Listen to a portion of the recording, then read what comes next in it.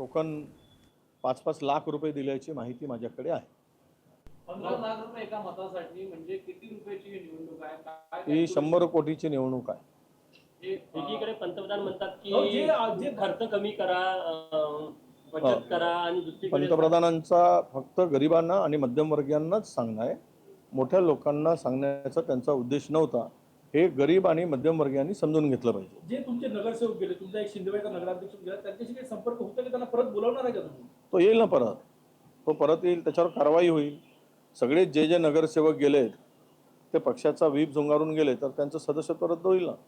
ते आम्ही करू ना. आणि 6 वर्षासाठी ते पुन्हा निवडणूक लढण्यासाठी पात्र नसणार. आम्ही व्हीप जारी करू आणि व्हीपला जारी केल्यानंतर, व्हीप लावल्यानंतर, दिल्यानंतर योग्य ती कारवाई होईल ना. यवतमाळची जागा युबीटीला देणार की काँग्रेस स्वतः लढणार? नाही, अद्याप ती चर्चा 3 वाजता झूम मीटिंग आहे महाराष्ट्रातील सर्व प्रमुख काँग्रेसच्या नेत्यांची. त्या मीटिंगमध्ये हे ठरेल की कुठली जागा कोणाला सोडायची हे ठरेल. नाशिकमध्ये मध्यवर्ती कारागृहाबाहेर 3 अधिकारी जे आहेत एका आरोपी म्हणजे जामिनावर असलेल्या राजूसोबत दारू पार्टी करताना समोर आलेला आहे. कसं पाहता? कुठेतरी कायदा व्यवस्था आणि असे अधिकारी जर दारू पार्ट्या करतात आरोपी सुद्धा ना. असं आहे, आता बिचाऱ्यांना, आरोपीला घेऊन जाणाऱ्यांना पगार कमी पडतोय आणि शौक वाढले आहेत, त्यामुळे त्या आरोपीकडून शौक पूर्ण करून घेत असतील. महाराष्ट्रामध्ये सध्या आरोपीला पाठीशी घालून, आरोपीला प्रोटेक्शन देऊन हा धंदा जोरात चालला आहे. आपले शौक, पाणी, पैसा उकळणं. महाराष्ट्रात तर राहिलं काय? महाराष्ट्रात कायद्याचं राज्य राहिलंच नाही. काय द्यायचं हाच राज्य राहिलेला आहे, हेच राज्य राहिलं. चित्रपट महामंडळाच्या निवडणुकीमध्ये राजकीय दबाव टाकल्याचा आरोप अभिनेता विजय पाटकर यांनी केलेला आहे. उमेदवारी अर्ज भरून दिला नाही असं ते सांगतात. एका मंत्र्याच्या पीएनं फोन केल्याचंही त्यांनी सांगितलं. मी ऐकलं येते, पण त्यात सत्य किती हे मी काय आत्ता माहिती घेतल्याचं सांगेल. पण एका मंत्र्यांची पत्नी उभी राहते, त्यामुळं कदाचित तो प्रेशर टाकला गेला अशी चर्चा आहे. आणि आता त्याबद्दल जर असं होत असेल, कोणी जर मंत्र्यांचा पीए फोन करून उमेदवारी भरू नये किंवा उमेदवार ठरू नये म्हणून दबाव टाकत असेल, तर याची योग्य दखल मुख्यमंत्र्यांनी घेतली पाहिजे, सरकारने घेतली पाहिजे. खरीप हंगाम सुरू होत आहे आणि विशेष करून ग्रामीण भागात डिझेलची टंचाई पाहायला मिळते. शहरामध्ये पेट्रोल पंप सुरू आहे. ही टंचाई कृत्रिम वाटते का? याबद्दल काय मत? नाही, पेट्रोलचे दर वाढले आहेत. कृत्रिम नाही. ही टंचाई आजच आपण ऐकलं, काल अमेरिकेने निर्णय परत लादला. भारताने इराण आणि रशियाकडून तेल खरेदी करू नये. तो तेल कितीही महाग असला तरी कॅलिफोर्नियाकडूनच तेल खरेदी केला पाहिजे असा फतवा अमेरिकेने काढलेला आहे. आणि त्यामुळं ही टंचाई कृत्रिम नाही. ही टंचाई आपला निर्माण घेणारं सरकार जबाबदार आहे. सरकारच्या चुकीच्या धोरणामुळे डिझेल, पेट्रोल मिळत नाहीत आणि होत आहे ती दरवाढ. ही दरवाढ उद्या पेट्रोल 150 रुपयावर जाईल, डिझेल 140 रुपयापर्यंत जाईल. पुढच्या महिनाभरामध्ये ही परिस्थिती होईल.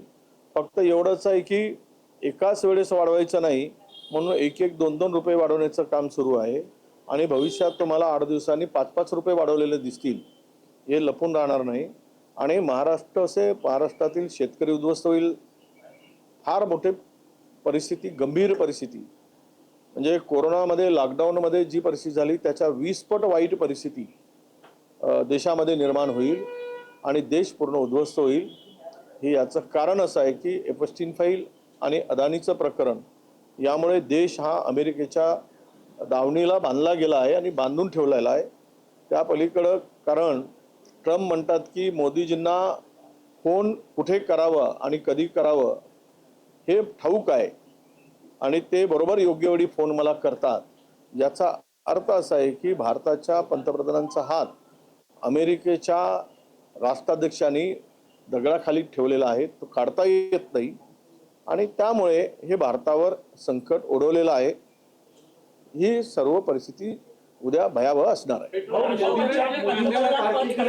मोदींच्या कारकिर्दीला 12 वर्ष पूर्ण झाल्यानिमित्तानं प्रदेश भाजप एक पुस्तक काढतात, म्हणून मुख्यमंत्र्यांचे असल्याचा काढलं पाहिजेत ना. अपयशी पंतप्रधान म्हणून काढलं तर त्याला लाईक जास्त मिळतील. यशस्वी पंतप्रधान म्हणून काढतील तर ते पुस्तक कोणी कुत्रही विचारणार नाही, घेणार नाही, हे लिहून ठेवा. काँग्रेस पार्टी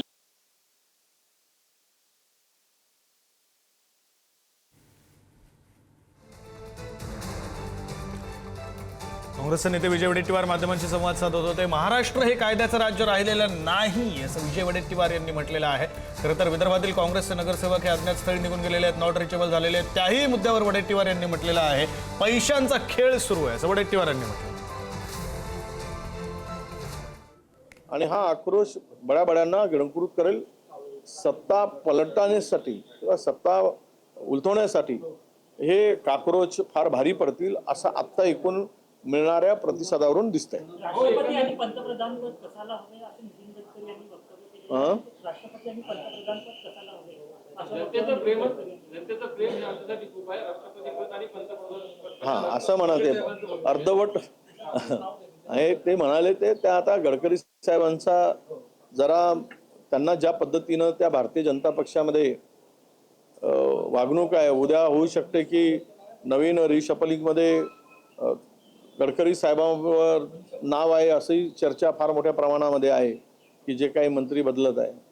आणि त्यांच्यासारख्या सक्षम केवळ तो एकच मंत्री ते गडकरी आहेत की ज्यांच्यामुळे देशामध्ये मोदींच्या नावाला थोडे तरी वलय आहे किंवा आपण असं म्हणू, किंवा त्या एका नेत्यामुळे देशाच्या काहीतरी कामगिरी या सरकारची थोडी बहुत दिसते आहे. परंतु आज जे ते काही उद्वेगानं म्हणतायत ते त्याच्या मागचा लॉजिक हाच आहे की त्यांना ते पद मिळणारच नाही, ते मिळू देणार नाही. आहे त्या पदावरही ते टिकवण्यासाठी त्यांना फार त्रास सहन करावा लागतो आहे. अशा स्थितीमध्ये लोकांचं प्रेम हे पंतप्रधान आणि राष्ट्रपतीपेक्षा मोठं आहे असं त्यांचं मत त्यांनी व्यक्त केलेलं आहे. पण खरं आहे की सत्तेवर राहून शिव्या खाण्यापेक्षा, सत्तेच्या सर्वोच्च स्थानावर बसून रोज शिव्या खाण्यापेक्षा, रोज आपली इज्जत घालवण्यापेक्षा गडकरी साहेब आहेत तिथे योग्य आहेत असं त्यांना वाटत असेल. संजय गायकवाडांनी मागणी केलेली आहे की दगलबाज शिवाजी या पुस्तकावर बंदी घाला. कोणी मागणी केली? संजय गायकवाड आमदार. संजय गायकवाडांचं माहीत नाही त्यांना काय काय हुकी येते, बुकी येते, काय येते, काय म्हणजे ते हुक्का मारल्यागत कधी कधी करतात. दगलबाज शिवाजी हे पुस्तक आहे, हे जरा वाचलं त्याचा अर्थ काय आहे हे कळेल त्यांना. त्या पुस्तकातल्या आतली पानं जरा वाचावीत. म्हणजे छत्रपती शिवराय बघा, दगलबाज म्हणजे काय या शब्दाचा अर्थ जर आमच्या गायकवाडांना कळला तर मात्र ते दगल बघा शब्दाचा अर्थ समजला तर कळेल पुस्तक काय आहे. पुस्तकातला सारांश, जर छत्रपती शिवाजी महाराज अफजल खानाचा वध करताना पायथ्याशी आल्यानंतर दगलबाज नसते तर छत्रपती शिवराय गेले.